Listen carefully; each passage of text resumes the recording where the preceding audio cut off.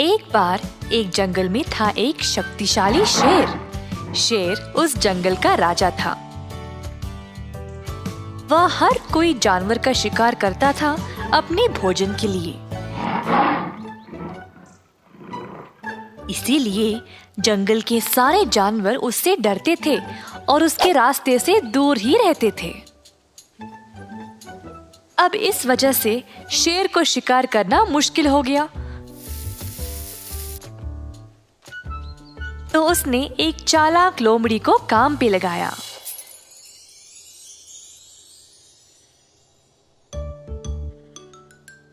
लोमड़ी को बस बाकी जानवरों का स्थान शेर को बताना था। तो शेर फिर उन जानवरों के पास जाकर उनको पकड़ लेता था। एक दिन शेर ये जानना चाहता था कि बाकी के जानवर उसके बारे में क्या सोचते थे। तो उसने लोमड़ी को बोला कि वह चोरी छुपे जाकर इस बात का पता लगाए।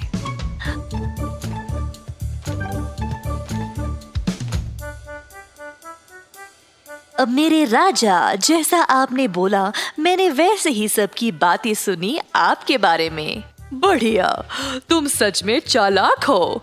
तो बताओ, सब जानवर मेरे बारे में क्या सोचते हैं? महाराज, हर कोई जानवर आपसे डरता है।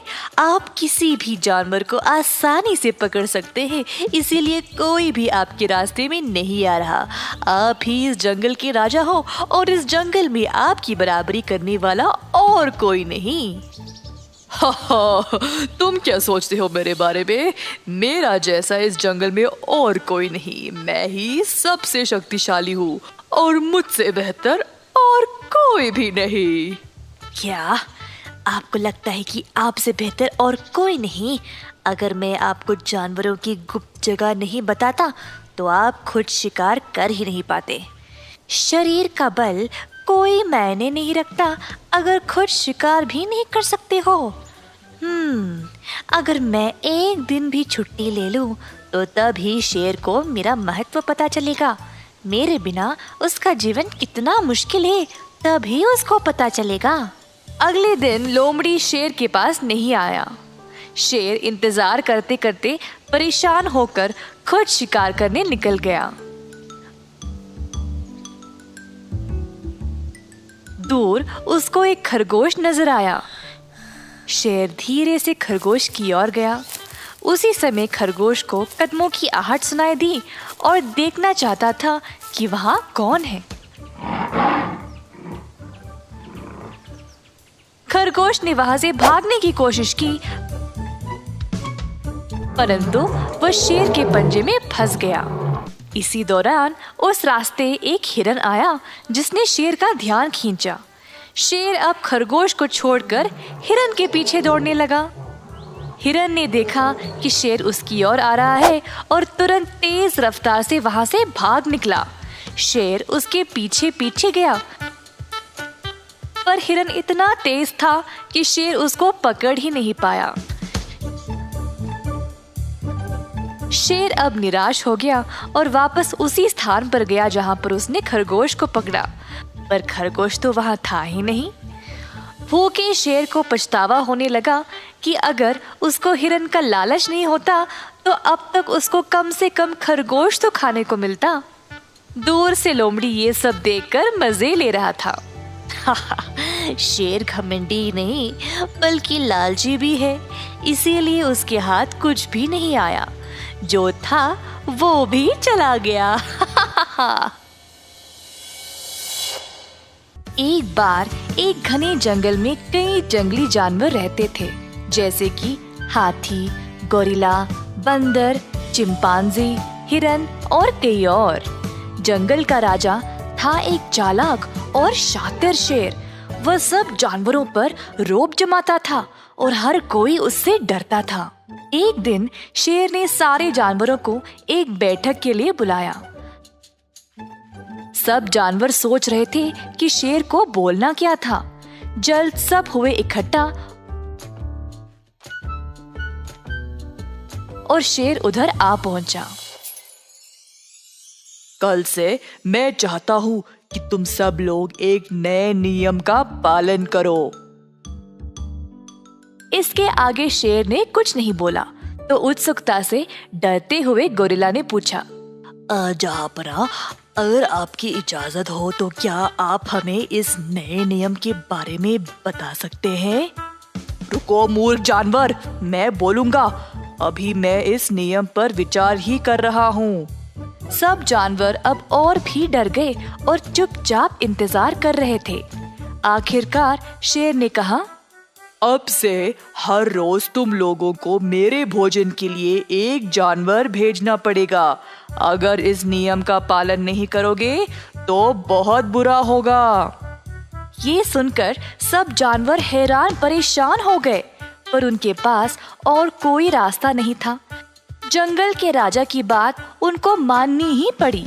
अब मैं एक सेवक को नियुक्त करूंगा जो रोज मेरे गुहा तक जानवर को ले आएगा।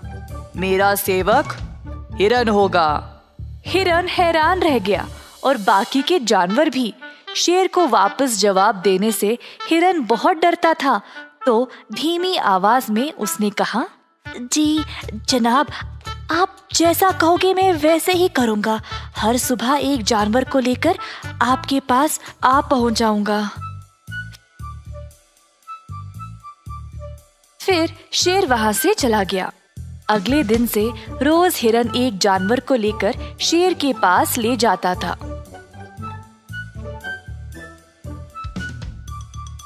सारे जानवर इस नियम से बहुत परेशान हो गए थे, क्योंकि उनको पता था कि उनकी बारी भी कभी ना कभी तो आएगी ही ना। एक रात बहुत तेज बारिश शुरू हो गई। सारे जानवर अपने अपने घर भाग गए, पर शेर को बारिश के मजे लेने थे। जंगल में घूमता रहा, बारिश में भीगते हुए। वह इतना मग्न था कि उसको पता भी नहीं चला कि वह पूरी रात बारिश में ही भीग रहा था।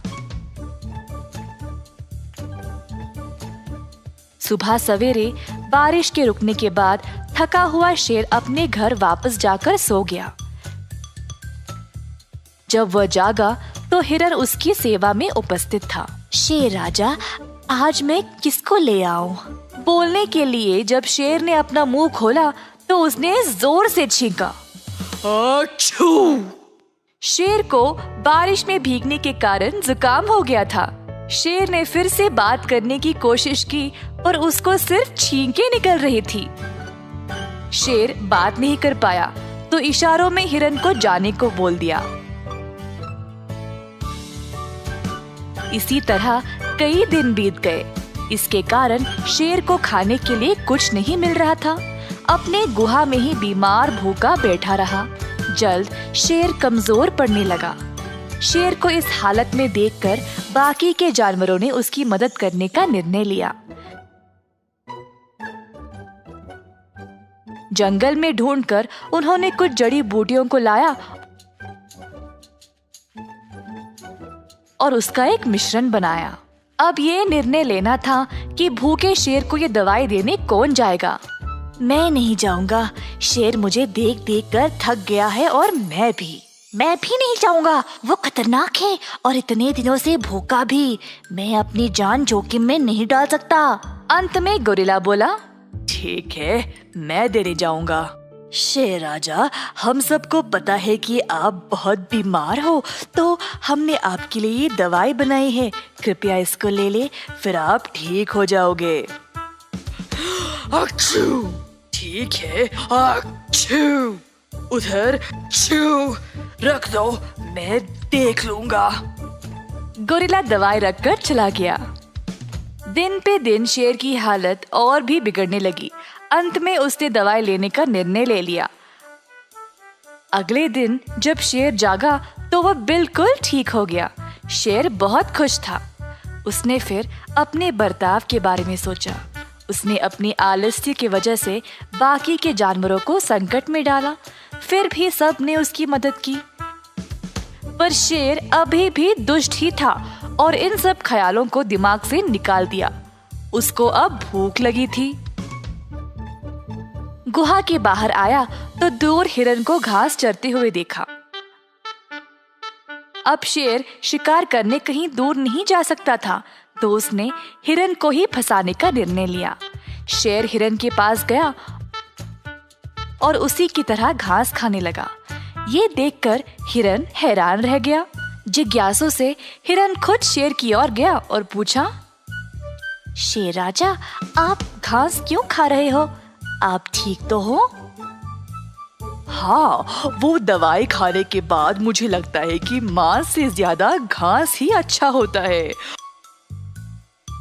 ओह, मुझे एक जगह पता है जहाँ बहुत सारी घास है। क्या तुम मेरे साथ आना चाहोगे?